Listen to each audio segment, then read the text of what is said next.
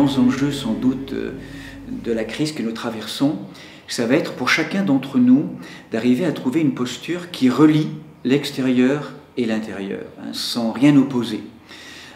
Certains d'entre nous ont plutôt tendance à être des êtres actifs, extérieurs et manquants d'intériorité.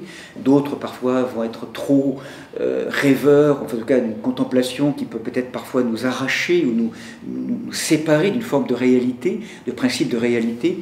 Et comment faire le lien entre les deux?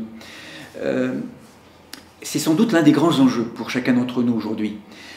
Et comment tisser ces relations entre la dimension intérieure et extérieure, méditante, de prière et véritablement opérative. Une action extérieure doit être fondée sur une action d'assise, une posture d'assise intérieure, méditative, quelles que soient nos pratiques, après, toute tradition confondue.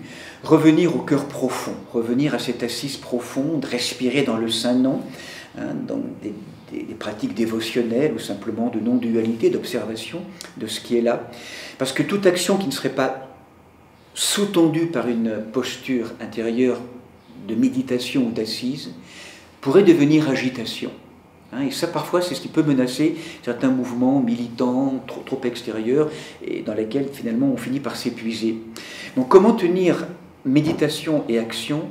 Tout l'enjeu d'entre nous, que nous soyons engagés dans des communautés ou au cœur du monde, ça va être maintenant cette voie de la médite-action, où finalement nos méditations ou nos assises régulières, quotidiennes, puissent de plus en plus être opératives et agissantes au cœur du monde, et comment nos actions puissent aussi être de plus en plus sous-tendues et profondément portées par une méditation, par une action contemplative. Donc, joindre l'action de la contemplation